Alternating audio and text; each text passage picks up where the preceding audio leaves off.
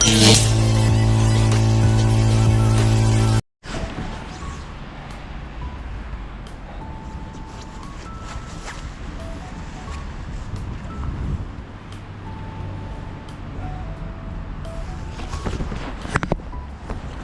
yan mga par, nandito tayo sa dito tayo sa Sumilong tayo.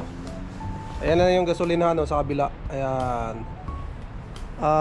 Nangyari mga par, hindi tayo nakaupo doon sa paborito nating upuan sa tambayan natin dahil yung upuan puno ng snow.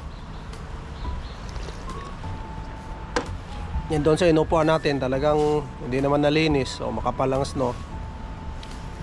Nakaano lang tayo, yun, man tawag dito, parang rubber shoes lang. Hindi tayo pwede doon, lalamigin yung paa natin pag nalubog yung paa natin sa snow. So dito na lang tayo, kasi dito malinis mga part. Yan na, malinis. Yun, kape natin, patong na natin dyan, ayos na. So dito tayo magkwentuhan mga para ba nakatayo, wala upuan dito habang pinapanood yung patak ng snow. Yan. So mga pare, nakita nyo naman sa thumbnail natin,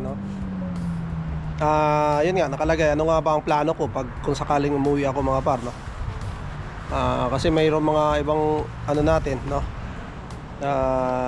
mayroon nga nagsasabi sa akin mga par na umuwi na lang daw ako, sumakay ako ng barko ulit, kasi mas maganda pa raw na doon ako, mas maganda pang trabaho, hindi pa ako ma-stress daw dito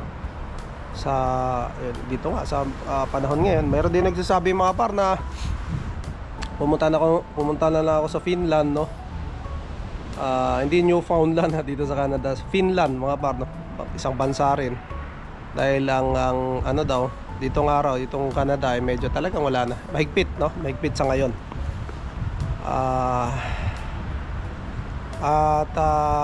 Mayroon din nagsasabi na magnegosyo na lang, umuwi, magnegosyo,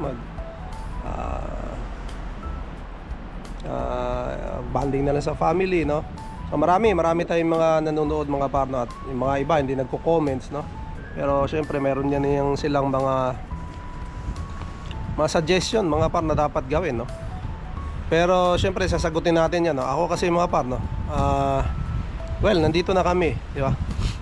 Nangarap kami mga par noon na makapasok dito sa Canada at nabigyan naman kami ng pagkakataon ng Canada, which is thankful kami doon mga par.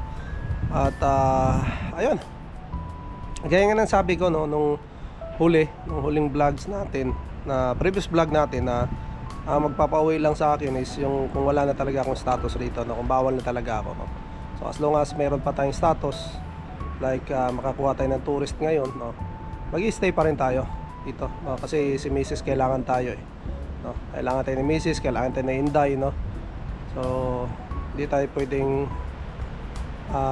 sumuko na lang, dahil sila hindi naman sumusuko din, so tuloy natin dahil itong na to, pangarap naman to mga pare, at nandito na nga tayo, binigyan na tayo ng pagkakataon ni Lord din, at hindi natin alam kung anong plano ni Lord sa atin, sa panahon kasi ngayon talagang nagkakahigpitan na. Pero yun nga, hanggang meron pa tayong mga par, hanggang meron pa tayong tawag dito, status, na makapag-stay, mag-stay tayo, Bawal nga lang tayo magtrabaho, syempre normal yun dahil naka sa rules yun, bawal ka magtrabaho pag wala ka talagang work permit, lalo tayo naka tourist visa, kung makakuha tayo, so bawal po talaga tayo magtrabaho. Pero yun nga ang papel natin mga par, para makapagbigay tayo ng suporta dito sa ating asawa at saka anak, Kailangan din ako kasi alam niyo man dito sa Canada, yung bata din kailangan mong bantayan yan, hatid sa school, So may trabaho pa rin tayo kahit papaano, yun yung natin, magiging papel natin sa ngayon, na hanggat wala pa tayong trabaho. At nung nagkatrabaho nga tayo, nung pagdating ko mga par, nagawa nga namin ng paraan, pero yun nga, daycare nga si Inday, sinusundo lang namin. Yan yung, wala na ibang way mga par. kundi ilagay si Inday sa daycare para yan. Kasi hindi namin nga siya masusundo dahil alas 3 ang labasan nila, no. So daycare talaga, so gagastos ka talaga pagka may anak ka rito mga par, no. At walang magbabantay syempre kasi pares kayo may ano, may mga trabaho, no. Tulad si Mrs. nag-aaral, ako nagkatrabaho noon, no. Pero sa ngayon iba na yung ano, ito na nga, tayo na yung mag-ano kay Inday ngayon. And then yun, yung plano nga mga par, kung sakali lang, no, kung ipagpalagay na natin na tayo ay talagang wala nang status, o tayo ay wala nang status mga par, so kailangan nating umuwi. Dun sa unang nag-comment mga par na babalik ng barko, pag-iisipan ko muna dahil 2 taon nga ako na 3 pala.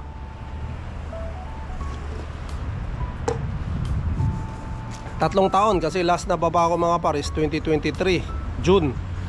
So kulang-kulang 3 taon ako na bakante. So yung mga papeles ko mga par, mayroon pa namang hindi ang tawag dito, hindi siya expired, no. Pero yung iba niyan kailangan ko ng mayroong tinatawag kami na refresher mga par, no. O i-refresh mo yung iyong certificate, no. Alam mo naman sa Pilipinas marami tayong certificate sa mga nagbabarko. So may trabaho din, maano rin yan, matrabaho din mga par, no. Syempre yung aking malamang yung aking yun sa pang chief cook mga par ay siguro kailangan ko ring i-refresh yun. Marami pang gagawin mga par, no. At titignan natin kung anong magagawa natin, no. Kung papayag din, pag-usapan pa namin ni Mrs. kung papayag din siya na kung sakali, no, babalik. Kasi pag makauwi tayo mga par, wala talaga tayong trabaho rin doon, wala tayong mga pasukan. So tignan natin kung anong pwede natin gawin doon. Pero sa ngayon, ayun nga, naghihintay tayo ng ano natin, yung sagot ng IRCC na tungkol sa ating in-apply na permit, no, o in-apply na visa, no. At yun, tungkol naman doon sa nagsasabi mga par na punta kami ng ibang bansa, no. Sa ibang bansa naman, medyo mahirap na rin po yun dahil, di ba, another ano na naman yun, gastos, another ano ka naman, research ka na naman, no, maraming hindi po basta-basta, no, pumasok ng isang bansa na lalo family kayo, no, kailangan mong aralin, no, may mga parang back to zero ka uli. Yun yung ano mga par, no. Sana natin ganun talaga. Pero yun nga, hindi natin nga alam dito sa Canada ngayon kung ano magiging ano natin, no. Sa amin naman mga par, sinusulit lang namin, no, nung aming panahon dito. So kami naman ay hindi talaga, alam naman namin na maaring hindi kami makapag-stay rito, maaring hindi kami yung mga makakuha ng aming pinapangarap dito. Alam namin sa umpisa pa lang, no. Pero ginagawa namin ang lahat mga par, no. Kaya nga ng kahapon sabi ni Pastor James, no, na nandito na kami, no, gawin namin ang lahat para makapag-stay, no, at makuha namin yung aming pinapangarap mga par, no, which is pinapangarap nating lahat, no. Lahat ng pumunta dito sa Canada, no, hindi lang naman kami. So yan, gagawin namin lahat, no, para makapag kami rito, makapag-settle, no, para rin kay Inday dahil siyempre iba rin yun pag yan nga, para kay Inday to lahat mga par, no, yung aming ginagawa na to, no. Kaya kami nagsisikap, no, ilaban tong Canada, no, para sa future niya ito, no, para dito siya makapag-aral, no. At soon siya na bahala, no, siya naman mga par. So kaya ayun, kailangan kasi nating talaga, no. Maraming nagsasabi na kailangan mong lumabas sa comfort zone mo mga par, para yun nga, depende rin, no, pag may opportunity. Kaya pag may opportunity, grab nyo agad, subukan nyo, no. Yan, para walang regrets, no, wala kang pagsisisi, wala kang what if, no. Ayun. Yun yung mga plano sa ngayon ko. Sa ngayon mga par, no? Yun yung mga iniisip ko, no? Yun lang. Pero hindi pa namin pinag-uusapan talaga na kung sakali, no? Pero malaking ano yan, malaking ano ba, challenge yan mga par. Kung sakaling tayo ay uuwi, no? Malaking ano yan, challenge na naman sa ating buhay, no? Ating buhay pamilya. Dahil yun nga, magkakalayo na naman kami, no? Yan yung number one talaga dyan. At hindi natin alam din, no? Yun yung napakaganda ng buhay mga pare, dahil hindi mo alam kung anong nasa unahan. So ayun, yun lang. Ano lang talaga, tiwala lang. Siyempre dasal na rin na sana maging okay ang lahat. At yun nga, sabi nila may plano sa atin. Ang ano, hindi lang natin alam kung ano, no? Pero ang good thing mga parno ay eto, nandito tayo, no? Ito ay pinapangarap lang natin noon nang nasa barko ako, no? Ang hiling ko lang naman noon mga pare is makapagtrabaho ako ng land base. Hindi ko naman alam na dito sa Canada, no? Ang ano ko sa Pilipinas, no? Sabi ko makapagtrabaho ako ng land base, makasama ko ang pamilya ko, no? Na hindi na ako babalik sa barko. Yun yung pangarap ko noon. Wala naman akong pinag-pray, no, na mga parang pupunta ako dito sa Canada, no? So bigla lang, no? Biglang binigay ni Lord, no? Ang laki ng ano sa atin, ni Lord sa atin, no? Dahil ito ang binigay niya. So ayun, siguro dito ang ano natin, pero siyempre kailangan nating ano mga pato. Siyempre hindi lang puro dasal naman, no? Kailangan mo ring gumawa, no? Kailangan mo ring kumilos, no? Kaya ayun. Good luck mga par, no? Sa lahat ng mga nandito, sa lahat ng mga nangangarap din, katulad ko na hindi pa rin nakukuha yung pangarap nila, yung permanent residency, no? And ayun, ang mapapayo ko lang mga par, no, ay sa mga nandito, mga katulad natin na nakipagsapalaran din, na ayun, maging ano lang tayo, maging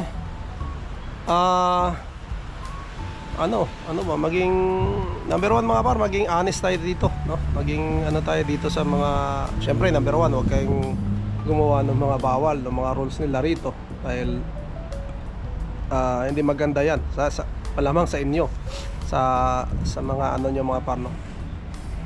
Kasi at the end of the day mga par, no, kanya-kanya tayo ng ano, no? Pagka mag-apply ka ng status mo rito, syempre i-check yan, no, ng mga may authority dyan, no? At ayun nga, yun lang mga par, no? Yun lang, no? Plano sa ngayon hindi ko pa pinapaano, no? Ngayon ina-enjoy muna natin. Importante nandito tayo. Ang importante na kapag ano tayo, nakakabigay tayo ng kahit paano dito sa pamilya natin, na nandito tayo sa Inday, suporta syempre, malaking bagay po, no? Kaya ayun, maraming salamat mga par, no? Shoutout po sa lahat ng ating mga kasama sa tambayan natin, sa Pinoy Tambayan sa Canada. Shoutout. And sa lahat po ng umakyat, no, parang Jess Vlog, shoutout sa Kuya JDL. Shoutout sa inyo, no? And ayun, more vlogs pa ngayon 2026, no? Marami tayong mga par, maabot ng mga nanonood sa atin, no? Syempre sa lahat ng mga nandito sa Canada, ingat palagi mga par, no? Ingat tayong lahat, and tuloy lang sa pangarap, no? Hanggat may status tayo, hanggat pwede tayo magstay rito sa Canada, huwag natin sukuan. So yun lang mga par, maraming salamat, no, sa inyo, sa lahat ng suporta, no? Siyempre yung ating mga kaibigan, no, Fam.Bookers TV, Canada's Adventure, Andrea Jeds TV, shoutout, maraming salamat sa laging suporta, no? So ayun, ito, tambay muna tayo, enjoy natin tong kape, no? So siguro dito ko muna tatapusin ng aking vlog mga par, no? To God be all the glory, no? Keep warm yung mga nandito sa Canada, and we'll see you on my next one. Bye. I'm gonna prank Tatay, guys. He's doing karaoke. has found another. Cry myself to sleep. I know this turn one key. Ocean deep. Oy, shoutout. Oy, pre. Jace Galantis. Ihada, shoutout. Bro, shoutout bro. Nakanta lang bro. Hey, mano. Oh, my Lord. In my